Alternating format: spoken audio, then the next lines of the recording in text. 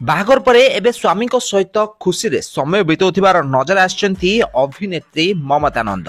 ତ ଆପଣମାନେ ଜାଣିଥିବେ ମମତା ନନ୍ଦ ଓ ମନୋଜ ମିଶ୍ରଙ୍କ ବାହାଘର ଗତ ଦିନ ମାନଙ୍କରେ ହୋଇଯାଇଛି। ଦୁହେଁ ପରସ୍ପରଙ୍କୁ କୋର୍ଟ ମ୍ୟାରେଜ କରିଥିଲେ। ଦୀର୍ଘ 5 ରୁ 6 ବର୍ଷ ହେବ ଦୁହେଁ ପରସ୍ପରଙ୍କୁ ଭଲ ପାଇ ଆସୁଛନ୍ତି।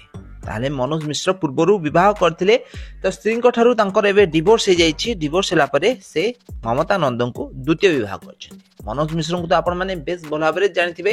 ଓଲିଉଡ ଇଣ୍ଡଷ୍ଟ୍ରିରେ ସେ ବହୁତ ସାରା ସିନେମାରେ ଅଭିନୟ କରିଛନ୍ତି। ସିନେମାରେ ନେଗେଟିଭ କ୍ୟାରେକ୍ଟରରେ ଆପଣମାନେ ତାଙ୍କର ଅଭିନୟ ନିଶ୍ଚିତ ଭାବରେ ଦେଖିଥିବେ।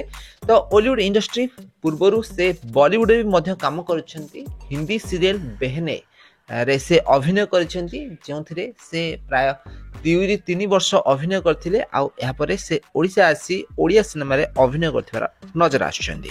ତ ମନୋଜ ମିଶ୍ର ଓ ଓଲିଉଡ ଇଣ୍ଡଷ୍ଟ୍ରିର କିଛି ପ୍ରଡ୍ୟୁସର ମାନଙ୍କ ମଧ୍ୟରେ ଗତ ଦିନମାନଙ୍କରେ ବହୁତ ସାରା ବିବାଦ ଦେଖିବାକୁ ମିଳିଛି। ଆଉ ଏହି କାରଣରୁ ସୋସିଆଲ ମିଡିଆରେ ସବୁବେଳେ ଚର୍ଚ୍ଚାର ବିଷୟ ପାଲଟିଛନ୍ତି ମନୋଜ ମିଶ୍ର। ତ ଏବେ ମନୋଜ ମିଶ୍ର ଓଡ଼ିଆ ସିନେମା କ୍ରିଟିକ ଭାବରେ ନଜର ଆସିଛନ୍ତି। ସିନେମାକୁ ରିଭ୍ୟୁ କରୁଛନ୍ତି ମନୋଜ ମିଶ୍ର। ତାହେଲେ ମନୋଜ ମିଶ୍ର ଏବେ ନିଜ ପ୍ରଡକ୍ସନରେ ସିନେମା କରୁଥିବାର ନଜର ଆସିଛନ୍ତି। କିଛି ପ୍ରଡ୍ୟୁସର ଏମିତି ରହିଛନ୍ତି ଯେଉଁମାନେ କି ମନୋଜ ମିଶ୍ରଙ୍କୁ ସପୋର୍ଟ କରୁଛନ୍ତି ଆଉ ମନୋଜ ମିଶ୍ରଙ୍କ ସହିତ ସିନେମା କରିବାକୁ ପସନ୍ଦ କରୁଛନ୍ତି। ତାହେଲେ ମମତା ନନ୍ଦ ଓଡ଼ିଆ ସିରିଏଲରେ ଏବେ ଅଭିନୟ କରୁଛନ୍ତି।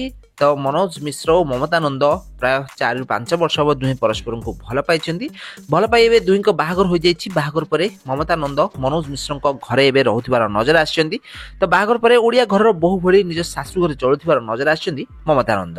ତ ବାହାଘର ପରେ ସେ ବେଶ ଖୁସିରେ ମନୋଜ ମିଶ୍ରଙ୍କ ସହିତ ବହୁତ ସାରା ଫଟୋ ଓ ଭିଡ଼ିଓ ଗୁଡ଼ିକ ସେୟାର କରୁଥିବାର ନଜର ଆସିଛନ୍ତି। ମମତା ନନ୍ଦ ନିଜ ଶାଶୁଘର ଲୋକଙ୍କ ସହିତ ଖାପ ଖୁଆଇ ଚଳୁଥିବାର ଦେଖାଦେଇଛନ୍ତି। ଆଉ ସମସ୍ତ ଶାଶୁଘର ଲୋକମାନେ ମମତା ନନ୍ଦଙ୍କୁ ବେଶ ଅଧିକ ପସନ୍ଦ କରୁଥିବାରୁ ମଧ୍ୟ ନଜର ଆସିଛନ୍ତି। ତାହେଲେ ଫ୍ରେଣ୍ଡସ୍, ଆପଣମାନଙ୍କୁ ମନୋଜ ଓ ମମତାଙ୍କ ଯୋଡ଼ି କେମିତି ଲାଗୁଛି କମେଣ୍ଟ କରନ୍ତୁ।